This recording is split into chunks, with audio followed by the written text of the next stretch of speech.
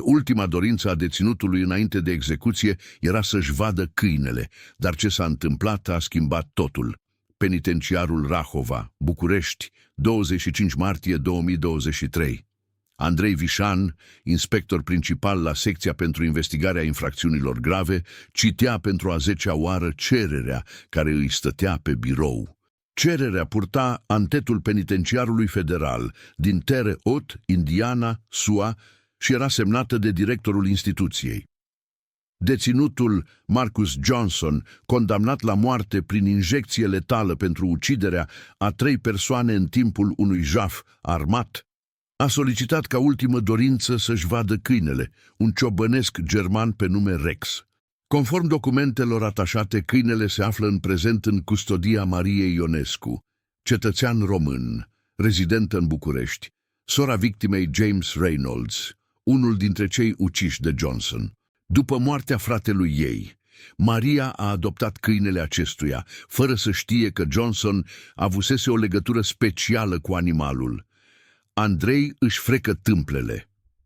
Cazurile internaționale erau întotdeauna complicate, dar acesta părea absurd. Un condamnat la moarte american voia să-și vadă câinele aflat în România.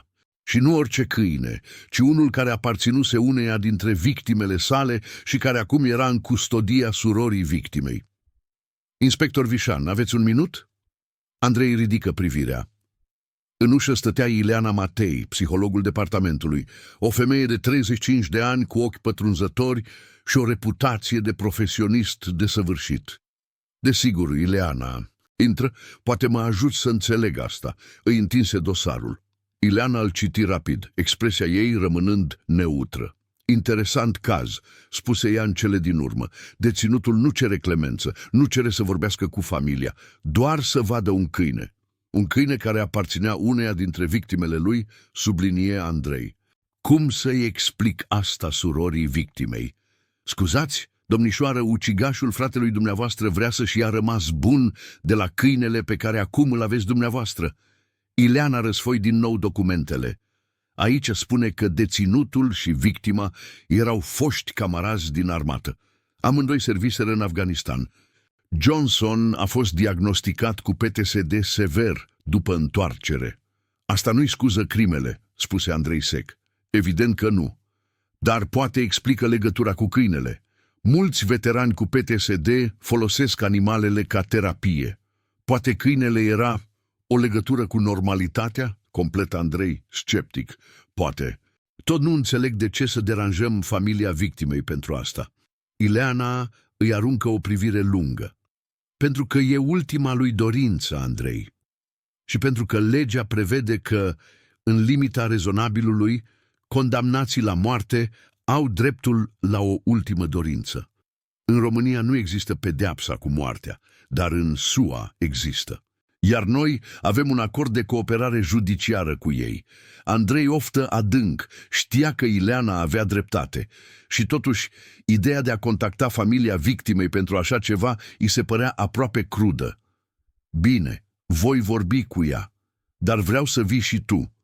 Ai mai multă experiență în abordarea victimelor. Ileana în cuviință, apoi ieși din birou, lăsându-l pe Andrei cu gândurile lui.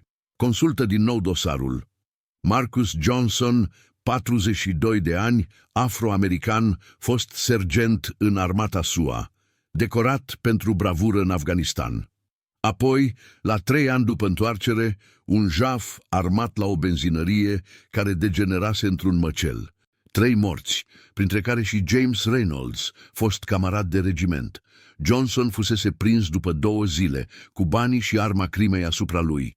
Nu negase nimic. Procesul fusese scurt, condamnarea fără echivoc. Și acum, după 8 ani pe coridorul morții, Johnson avea o singură dorință înaintea execuției programate peste 2 săptămâni: să-și vadă câinele. Apartamentul Mariei Ionescu era într-un bloc tipic din drumul Taberei, un cartier muncitoresc din București. O ușă verde, un preș uzat, ghivece cu mușcate la fereastră. Andrei și Ileana stăteau în fața ușii, pregătindu-se pentru o discuție dificilă. Andrei apăsă pe sonerie, auzind lătratul unui câine în interior. După câteva momente, ușa se deschise, dezvăluind o femeie de aproximativ 40 de ani, cu păr blond strâns într-o coadă simplă și ochii care păreau să fi văzut prea multă suferință. "Doamna Maria Ionescu?" întrebă Andrei, arătându-și legitimația. Inspector principal Andrei Vișan și psiholog Ileana Matei, de la Poliția Română, secția pentru investigarea infracțiunilor grave. Maria păli vizibil. "S-a întâmplat ceva. E vorba despre James? Despre caz. Putem intra?" întrebă Ileana cu blândețe. "E o discuție delicată." Maria dădu din cap și se dădu la o parte, lăsându-i să intre. Apartamentul era mic, dar îngrijit. În sufragerie, un ciobănesc german impunător stătea pe covor, privindu-i cu atenție pe noi veniți. "El este Rex?" întrebă Andrei, încercând să înceapă conversația cu ceva neutru. "Da," răspunse Maria, mângâind câinele pe cap. "Era al lui James. L-am luat după ce s-a întâmplat. Nu aveam de gând, dar când l-am văzut la adăpostul de animale, uitându-se la mine cu ochii ăștia, nu am putut să-l las." Se așezară cu toții, Maria aducând cafea.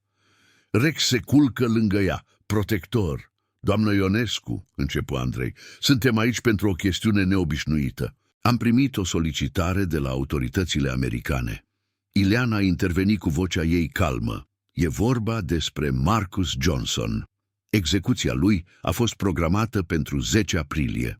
Conform legii americane, el are dreptul la o ultimă dorință." Maria se încordă vizibil la auzul numelui ucigașului fratelui ei. "Ce legătură are asta cu mine?" "Dorința lui," continuă Ileana, "este să vadă acest câine." Pe Rex, tăcerea care se lăsă în cameră părea aproape solidă. Maria privea când la Ileana, când la Andrei, de parcă aștepta ca unul dintre ei să spună că e o glumă. "E o glumă bolnavă?" întrebă ea în cele din urmă, vocea tremurându-i de furie. "Omul care l-a ucis pe fratele meu vrea să vadă câinele fratelui meu. Știm că sună bizar, doamnă," spuse Andrei. "Și aveți tot dreptul să refuzați. Nimeni nu vă poate obliga la asta." "Bineînțeles că refuz," țipă Maria, făcându-l pe Rex să se ridice, alarmat. "De ce aș face așa ceva, doamnă Ionescu?" interveni Ileana cu blândețe. "Înțelegem perfect reacția dumneavoastră, dar poate ar trebui să știți întreaga poveste înainte de a decide." Maria o privi încă furioasă, dar curiozitatea păru să oprească din a-i da afară imediat. "Ce poveste? Ce legătură avea Johnson cu câinele fratelui meu?" Ileana scoase din geantă un dosar. "Am primit aceste informații de la avocatul lui Johnson și de la autoritățile penitenciare. Johnson și fratele dumneavoastră nu erau doar camarazi de armată, erau prieteni apropiați." "Prieteni? James nu mi-a pomenit niciodată de el, pentru că relația lor s-a deteriorat după întoarcerea din Afganistan," explică Ileana. "Ambii sufereau de stres post-traumatic, Johnson mai sever, dar înainte de asta, în timpul serviciului, Johnson a salvat viața fratelui dumneavoastră în timpul unei ambuscade și a salvat și viața câinelui." Maria rămase nemișcată, confuză. "Ce vreți să spuneți? Rex nu era inițial câinele fratelui dumneavoastră. Era un câine militar antrenat pentru detectarea explozibililor. Johnson era cel care lucra cu el. Într-o zi, câinele a detectat un dispozitiv improvizat care altfel ar fi ucis întreaga unitate, inclusiv pe fratele dumneavoastră. Câinele a fost rănit în explozie. Johnson și fratele dumneavoastră l-au tratat și l-au salvat." Maria privi spre Rex, care se apropiase de ea, simțindu-i tulburarea. "James nu mi-a spus niciodată asta. Mi-a spus doar că Rex a fost un câine militar." Când s-au întors acasă, continuă Ileana, Rex a fost declarat inapt pentru serviciul în continuare din cauza rănilor. Johnson, suferind de PTSD sever, nu a putut să-l ia. Fratele dumneavoastră s-a oferit să aibă grijă de el. Era o legătură cu momentele lor bune, cu camaraderia lor, cu viețile pe care le salvaseră împreună.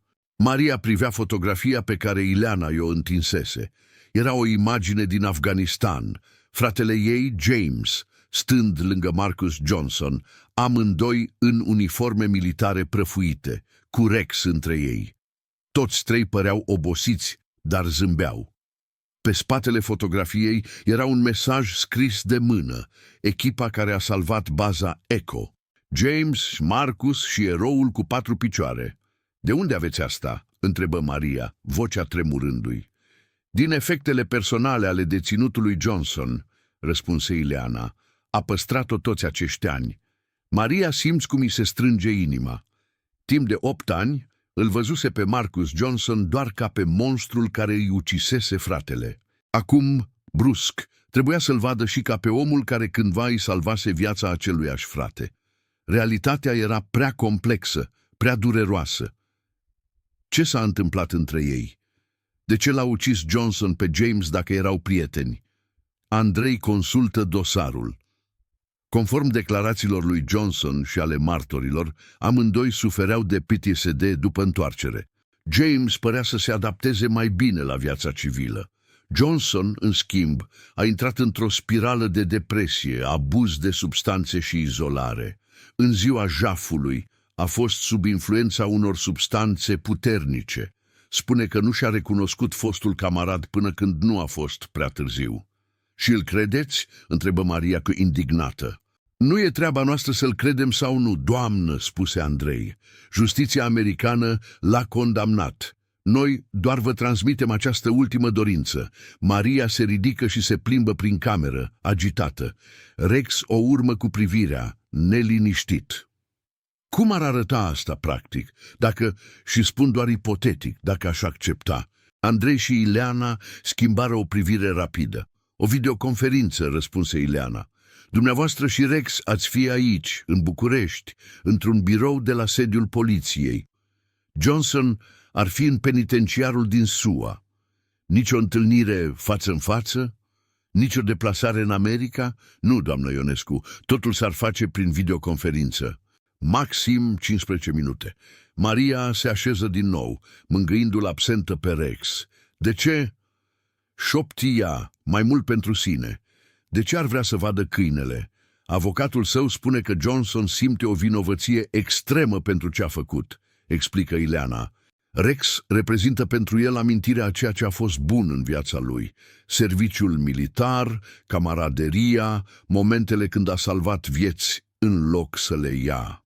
Maria închise ochii, copleșită. Când îi deschise din nou, părea că luase o decizie. "Am nevoie de timp să mă gândesc. Pot să vă dau un răspuns mâine?" "Desigur," spuse Andrei, înmânându-i cartea sa de vizită.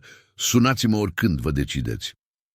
După plecarea ofițerilor, Maria rămase singură cu Rex și cu gândurile ei. Luă albumul foto al lui James și îl răsfoi pentru a suta oară de la moartea fratelui ei. De data aceasta, privea fotografiile cu alți ochi, căutând indicii ale prieteniei dintre James și Marcus, ale legăturii lor cu Rex. Într-un colț al uneia dintre fotografii, observă ceva ce nu remarcase înainte. Johnson stând în fundal, privind spre James și Rex cu o expresie pe care acum o putea descifra, nu ură sau invidie, ci dor. Dorul unui om pentru camaradul său și pentru câinele alături de care luptase. Noaptea aceea fu una de nesomn pentru Maria. Amintirile despre James se amestecau cu imaginile procesului lui Johnson, cu fotografiile din armată, cu lătratul lui Rex în coșmarurile ei. Ce-ar fi vrut James să facă ea? Să refuze categoric sau să arate milă? Dimineața o găsi epuizată, dar hotărâtă. Sună la numărul lăsat de inspectorul Vișan. "Am decis," spuse ea când acesta răspunse. "Voi face asta, dar am câteva condiții."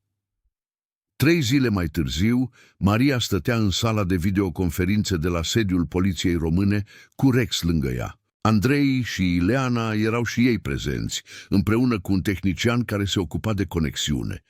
"Sunteți sigură că vreți să faceți asta?" o întrebă Andrei pentru a 10-a oară. Maria dădu din cap, strângând lesa lui Rex. "Sunt sigură, dar vreau să respect condițiile stabilite. Vreau să vorbesc eu prima cu el, singură." "Desigur," confirmă Ileana. Când veți fi gata pentru a aduce câinele în cadru, ne faceți semn.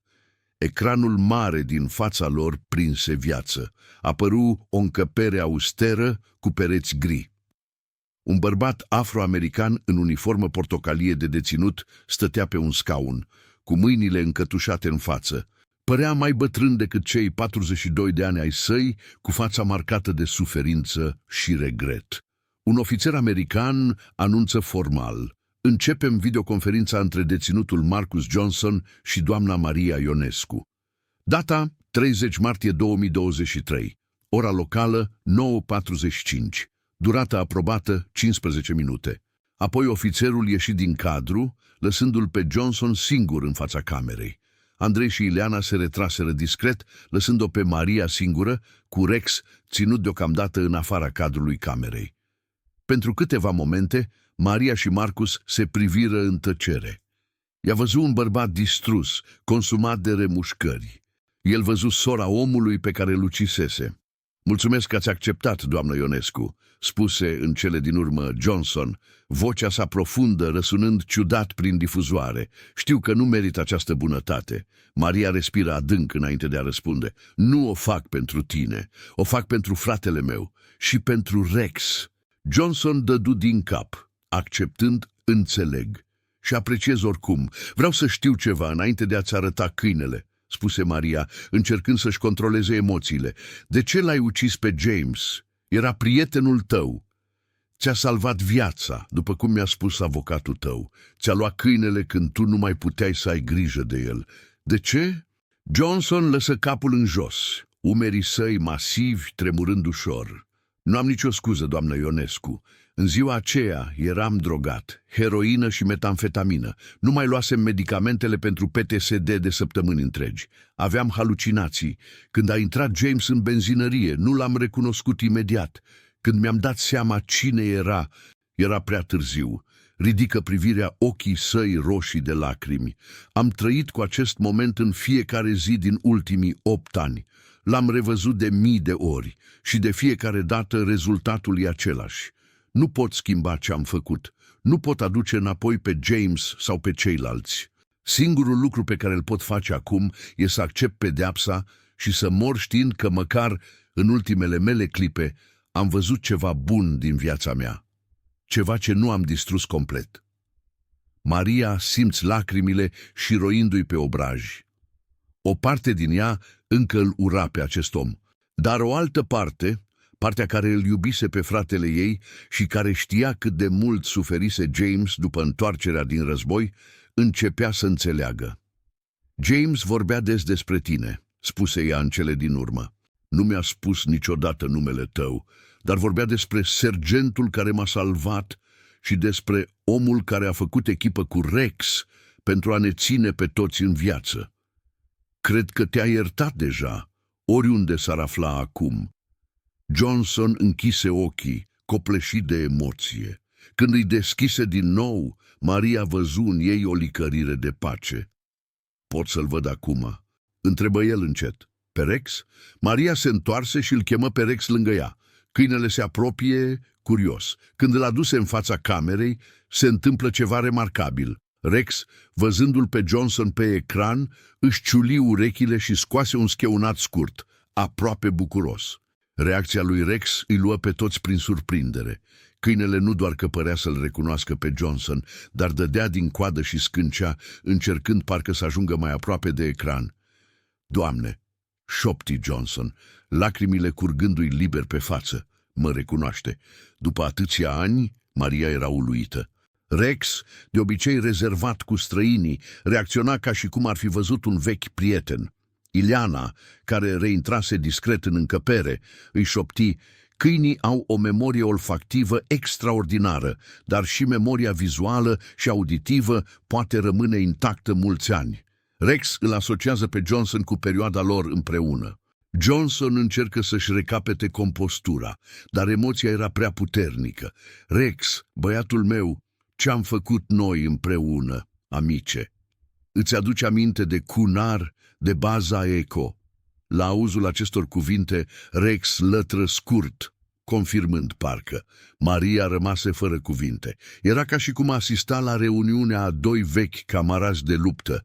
A fost cel mai bun câine de detecție din regiment, spuse Johnson, adresându-se acum Mariei. Nici o patrulă nu pleca fără el. James, fratele tău. El era mereu cel care insista să luăm și câinele, chiar și când nu era programat. Zicea că Rex e norocul lui. Maria simți un nod în gât și apoi, în ziua exploziei, continuă Johnson, Rex a detectat dispozitivul improvizat la doar câțiva metri de vehicul. Am încercat să-l dezarmăm, dar am avut prea puțin timp. Rex s-a aruncat peste el, protejându-ne. De asta a fost rănit. Câinele s-a aruncat pe bombă? Întrebă Maria, nevenindu-i să creadă. Nu chiar pe ea, dar suficient de aproape încât să fie lovit de schije când a explodat. James și cu mine l-am dus la bază pe brațe, amândoi plângând ca niște copii. Nimeni nu credea că va supraviețui. Maria privi cu alți ochi la Rex, înțelegând acum cicatricile pe care le observase pe burta lui și pe care le atribuise operației de sterilizare. Johnson continuă, vorbind acum repede, ca și cum știa că timpul se scurge. Când ne-am întors acasă și Rex a fost declarat inapt pentru serviciu militar, James s-a oferit să-l ia. Eu eram prea distrus psihic. Locuiam într-un adăpost pentru veterani homeless. James mi-a promis că va avea grijă de Rex până când mă voi pune pe picioare. Mergeam să-l văd în fiecare săptămână. Se opri, respirând adânc. Apoi am început să iau droguri. James a încercat să mă ajute, dar era și el rău. PTSD, atacuri de panică, coșmaruri. Diferența era că el avea familie, avea suport. Eu nu aveam pe nimeni. Într-o zi, James mi-a spus că nu mai pot veni să văd câinele dacă nu mă las de droguri. A fost ultima oară când am vorbit normal. Apoi a venit ziua jafului. Rex se așezase acum lângă Maria, privind fix la ecran, nemai pierzând nicio secundă din imaginea fostului său partener. Mai ai un minut, Johnson, anunță ofițerul american, revenind în cadru. Înțeleg, spuse el, apoi se întoarse spre Maria. Mai am un singur lucru de spus, ceva ce n-am spus nimănui, nici măcar avocaților mei. Maria se încordă. Ce confesiune mai putea face acest om în ultimele sale momente de conexiune cu lumea? În ziua aceea, la benzinărie, când l-am recunoscut în sfârșit pe James, în ultimele lui momente, știi ce mi-a spus? Maria clătină din cap, simțind cum inima îi bate cu putere. Mi-a spus, ai grijă de Rex, chiar și atunci știind că moare. Ultimul lui gând a fost la câinele nostru. Și eu nu doar că nu am avut grijă de Rex, dar am ucis omul care avea grijă de el. Maria își acoperi gura cu mâna, șocată. Ultimele cuvinte ale fratelui ei, cuvinte pe care nu le știuse până acum. Îmi pare atât de rău, Maria. Nu-ți cer iertare. Știu că nu merit, dar vreau să știi că înțeleg magnitudinea a ceea ce am făcut și că mor în pace știind că Rex este cu tine, că e iubit. Ofițerul american interveni. Timpul a expirat. Trebuie să încheiem conexiunea. Un moment, vă rog, spuse brusc Maria, ridicându-se în picioare. Domnule Johnson, Marcus, am o ultimă întrebare. Johnson o privi, așteptând. Pistolul cu care ai comis crima, de unde l-ai avut? O expresie confuză a apărut pe fața lui Johnson. Nu era al meu, l-am găsit în benzinărie, sub teșghea. Asta am spus și la proces, dar nimeni nu m-a crezut. Descrie-l, ceru Maria, tremurând vizibil acum. Un Glock 19 semi-automat. Avea o zgârietură ciudată pe partea dreaptă a țevii. Ca o semilună, Maria păli, sprijinindu-se de masă. Doamne Dumnezeule, șopți ea. Ce e? Întrebă Johnson, confuz. Ce s-a întâmplat? Maria se întoarse spre Andrei, care acum stătea în pragul ușii, urmărind totul. Inspectore, trebuie să vorbim imediat. Cred că Johnson spune adevărul despre armă. Andrei se apropie, brusc interesat, profesional. Ce vreți să spuneți? James avea o armă exact cum a descris-o Johnson. Un Glock 19 cu o zgârietură în formă de semilună pe țeavă. Era arma lui de serviciu din armată. O păstra legal, avea toate documentele. Dar a dispărut după moartea lui. Am crezut că a fost furată din apartament în zilele de haos după crimă. Andrei și Ileana schimbară priviri. Doamnă Ionescu, spuse Andrei cu vocea tensionată, dacă ce spuneți e adevărat, asta schimbă aspecte importante ale cazului. Johnson a susținut mereu că nu a venit înarmat la jaf, că a găsit arma acolo. Dar dacă era arma lui James, cum a ajuns în benzinărie? Întrebă Maria, confuză. Ileana interveni. Fratele dumneavoastră lucra la benzinăria respectivă, avea vreo legătură cu locul? Nu, niciodată. Era inginer software, lucra pentru o firmă de IT. Andrei se întoarse spre ecran. Johnson urmărea totul cu o expresie de uimire și speranță îngrozită. Johnson, spuse Andrei, oficial, mai e cineva care poate confirma povestea ta despre armă, că ai găsit-o la fața locului? Nu, răspunse Johnson, încă șocat. Doar eu și... Stați! Poate camerele de supraveghere? Benzinăria avea camere. Au fost verificate la proces, spuse Andrei. Nu se vede momentul în care găsești arma. Pentru că era sub teșghea, exclamă Johnson. Am văzut-o când am sărit peste teșghea să iau banii din casă. Era acolo, parcă pusă special. O tăcere grea se lăsă în ambele încăperi, la mii de kilometri distanță. Mințile tuturor lucrau febril, încercând să proceseze implicațiile. Marcus, spuse Maria încet, când l-ai recunoscut pe James în benzinărie, el era client sau era acolo cu un scop? Johnson închise ochii ca și cum încerca să-și amintească detalii dintr-un coșmar înceținit. Nu mai știu exact.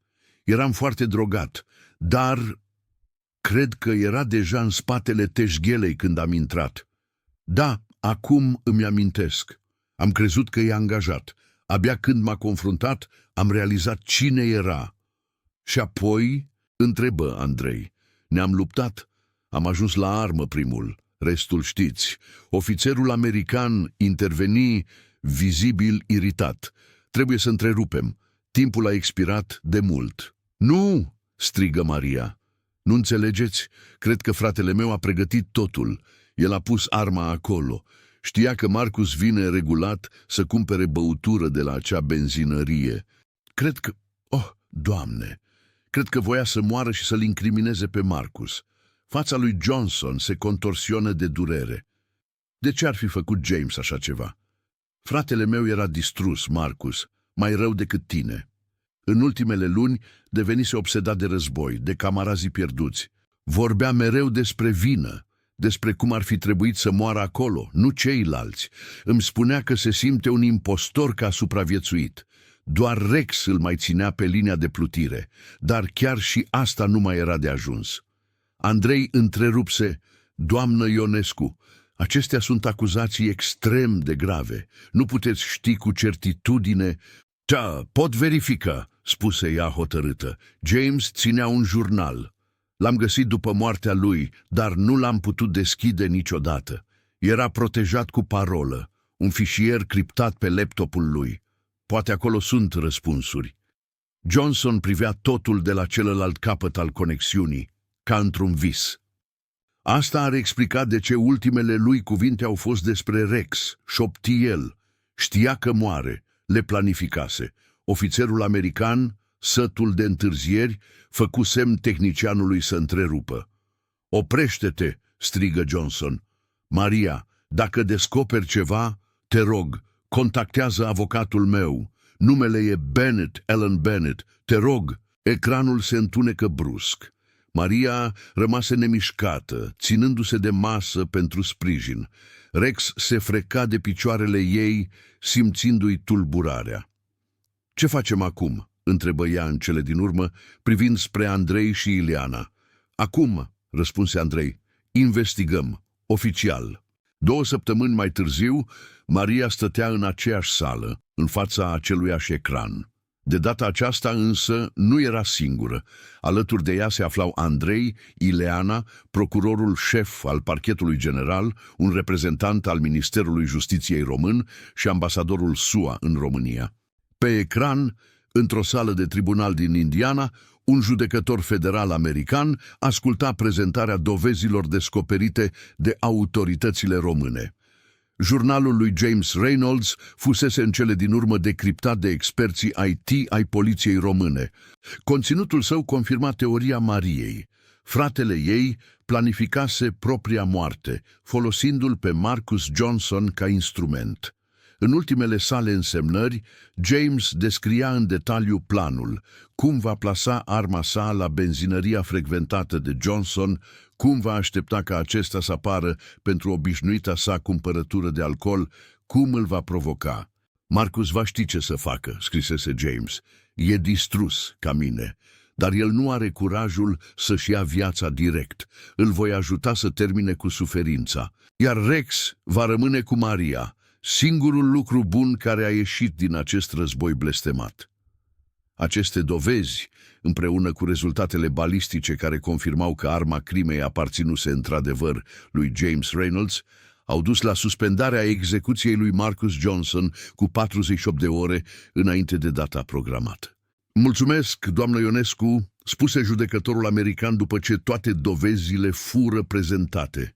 Curajul dumneavoastră de a căuta adevărul, în ciuda durerii personale, este remarcabil. Vă datorăm recunoștință. Maria dădu doar din cap, incapabilă să vorbească. Alături de ea, Rex stătea liniștit, parcă înțelegând gravitatea momentului. 6 luni mai târziu, Maria primea un telefon din SUA. Era avocatul lui Johnson, Alan Bennett. Domnișoară Ionescu, am vești bune.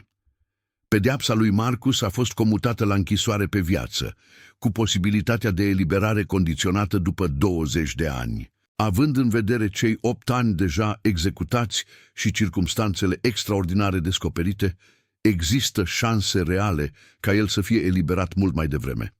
Mă bucur, spuse Maria sincer. Cum e el? Transformat-vă de experiență. A devenit consilier pentru alți deținuți cu PTSD și a întrebat dacă ar putea să păstreze legătura cu dumneavoastră. Și cu Rex, bineînțeles. Maria privi spre Rex, care dormea liniștit pe canapeaua din sufragerie. Câinele care legase destine, care supraviețuise războiului și care, în cele din urmă, adusese un fel de pace atât de neașteptată. Da, răspunse ea, cred că lui Rex i-ar plăcea asta. După încheierea apelului, Maria se așeză lângă câine, mângâindu-l pe cap. Rex deschise ochii și o privi, apoi puse capul pe piciorul ei, oftând mulțumit. E ciudat cum funcționează viața, nu? Îi șopti Maria. James a crezut că te lasă în grija mea, dar de fapt tu ești cel care are grijă de noi toți. Pe peretele din fața ei atârna acum fotografia descoperită printre lucrurile lui Johnson, mărită și înrămată, James, Marcus și Rex în Afganistan. 3 camarazi legați de o prietenie pe care nici războiul, nici tragedia, nici moartea nu o putuseră distruge complet. Poate că aceasta era adevărata ultima dorință a lui Marcus Johnson, nu doar să-și vadă câinele, ci să repare, măcar parțial, ceea ce distrusese în acea zi fatidică la benzinărie. Să aducă un strop de adevăr și pace pentru toți cei afectați de tragedie. Iar Rex, simplu și fidel cum sunt toți câinii, fusese catalizatorul unei vindecări pe care nimeni n-ar fi putut-o anticipa.